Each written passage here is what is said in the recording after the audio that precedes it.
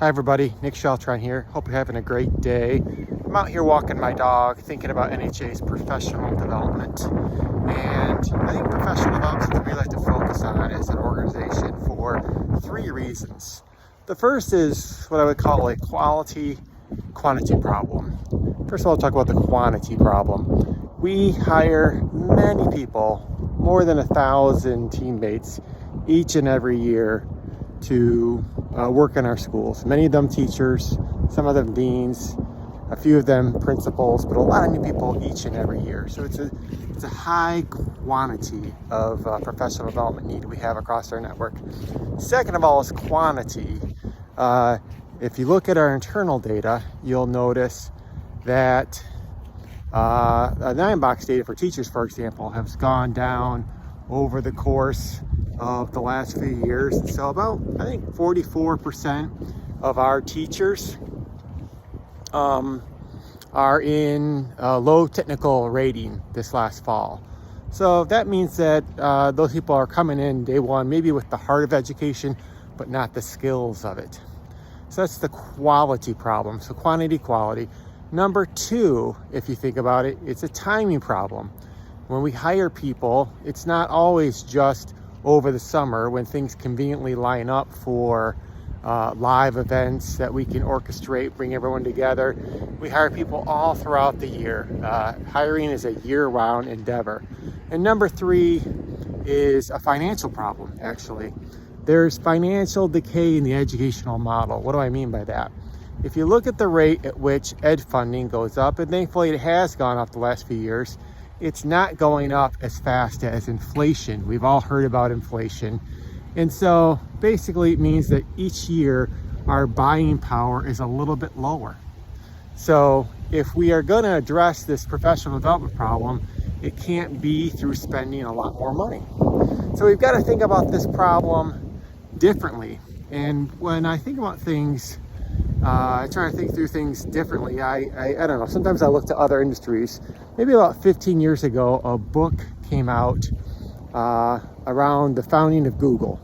And it talked about how at Google, when Larry Page, who was the CEO at the time of Google, how when he took over the company as founder then CEO, they were working on their own problem, which was tech support. So they had this system that they sell ads with, and the system required a lot of tech support for people.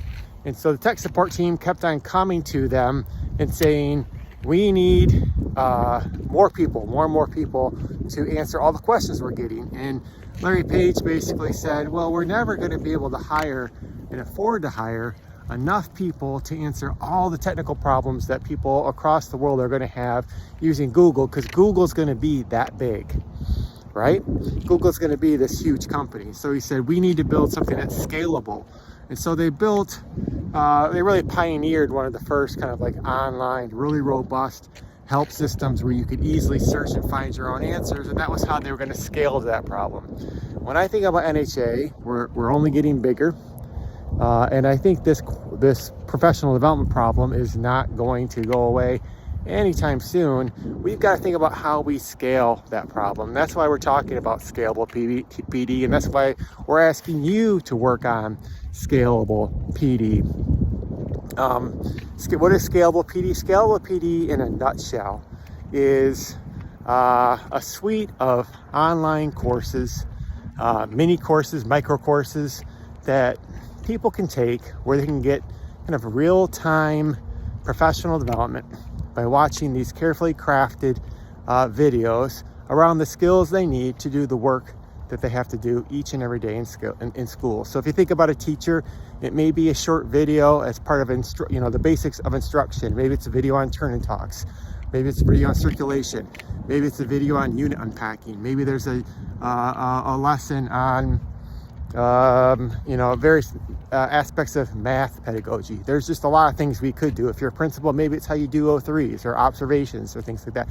There's countless examples of things our people need to know to do our jobs. Teaching and leading are very complex tasks, and that's one of the real challenges. So we need a system of professional development that can fit that need.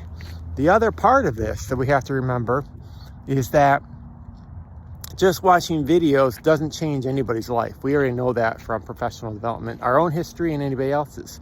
And so we also have to think about, when we design these courses, how do we fit in that live professional development component, meaning the Dean model. So for example, if we're designing courses for teachers, how does it interface with the live development that we can do so that deans can work with those teachers and help them take what they learned in the videos, in the courses, and actually apply them. There's only two ways to know anything, in my opinion. In my learning journey, there's only two ways I think you can learn anything permanently. And that is either to teach that skill or practice or do that skill. That's the only way. I don't think we retain much from books. And think back to the last time you watched an OSHA training video. What do you actually remember from that? Probably not a lot. So we have to make sure that we couple with the courses we're creating, figure out how does that interface with the live professional development opportunities we have. We'll still do live professional development, but we have to figure out how this all connects. So in short, we need a system that for whenever we hire somebody, wherever they're at in their professional journey, we have a plan for them. And for that, we call that Scalable PD.